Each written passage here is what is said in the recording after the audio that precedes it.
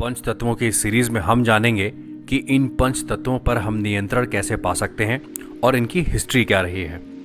Video में एक शब्द आएगा तन्मात्रा, जिसके बारे में अगर आपको नहीं पता तो आपको इंस्टाग्राम और इसी यूट्यूब वीडियो के डिस्क्रिप्शन बॉक्स में उसका यूट्यूब लिंक मिल जाएगा। दोस्तों, सनातन ग्रंथों के अनुसार पंच तत्वों की उत्पत्ति परब्रह्म या शून्य से हुई, जिसका क्रम यह है कि शून्य से आकाश, आकाश से वायु, वायु से अग्नि, अग्नि से जल और जल से पृथ्वी। पृथ्वी तत्व ही वह आखिरी तत्व है जिसकी वजह से हमारा शरीर पूर्णता को प्राप्त होता है। सनातन संस्कृति में पृथ्वी तत्व की देवता स्वयं पृथ्वी माँ खुद हैं। ग्रीक सभ्यता में गिया को पृथ्वी की देवी मानते हैं, तो चीनी सभ्यता में टूडी या हुडी को प्रकृति के साथ पृथ्वी की देवी मानते हैं। इसी के साथ मिस्र में गेब और नॉर्स में एक विशाल राख का पेड़ या गद्रासिल की जड़ों के रूप में दर्शाया गया है, तो वहीं तिब्बती बौद्ध पंथ में लुंगटा के नाम से पीले रंग की पताका से दर्शाया गया है। 5 तत्वों में से प्रत्येक की एक तन्मात्रा है, जिसमें पृथ्वी की तन्मात्रा गंध है। गंध मतलब जिसे नाक से सूंघा जा सके। गंध तन्मात्रा के सहारे ध्यान करने की विधि ये है कि कोई पुष्प, इत्र या तेज खुशबू का कोई अन्य पदार्थ ले लिया जाए, कुछ देर उसे सूंघकर हटा दिया जाए और फिर उस गंध का ध्यान करके ऐसी अनुभूति करिए कि उस वस्तु की गंध अभी भी आ रही है।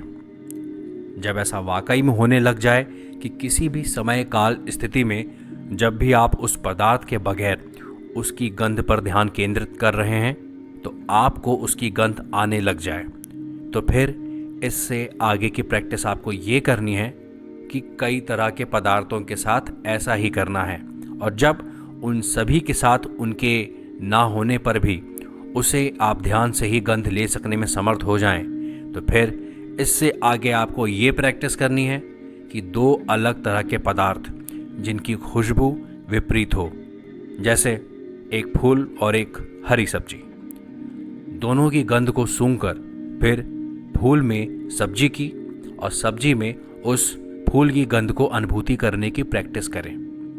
और जब ये वास्तविकता में होने लग जाए, यानी कि आंख बंद करके आपके सामने सब्जी रख देने पर आप खुद उसमें अपने सोचे हुए फूल की गंध उसमें महसूस कर सकें, तो फिर इससे आगे की प्रैक्टिस करनी है, जिसमें जिस भी पदार्थ की खुशबू आप एक बार लें, उससे हर दूसरी बार उसके और आपके बीच में डिस्टेंस बढ़ाते जाएं। डिस्टेंस तभी बढ़ाएं जब आपकी सूंघने की शक्ति एक निर्धारित डिस्टेंस तक बढ़ चुकी हो। जब ये सूंघने की शक्ति काफ़ी स्ट्रांग हो जाए तो प्रैक्टिस करिए कि कोई पदार्थ आप लेकर एक बार सूंघ लीजिए और फिर किसी के द्वारा अपने घर में ही उस पदार्थ को कहीं छुपवा दीजिए और फिर उसे आप अपनी सूंघने की शक्ति से ढूंढने की कोशिश करें।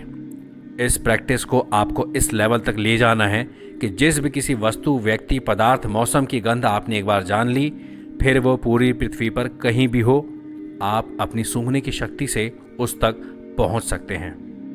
आप देख सकते हैं कि इस तरह से आप अपनी सूक्ष्म शक्ति को खेल खेल के अभ्यास में जागृत कर सकते हैं। और जब आप सारे तत्वों की तन्मात्रा साधना करते हुए इस तरह के हाई लेवल तक पहुंचेंगे तो आपको आपकी जर्नी में बहुत कुछ और भी एक्सपीरियंस करने को मिलेगा, जिससे आपको ये समझ आता जाएगा कि आप सही रास्ते पर हैं।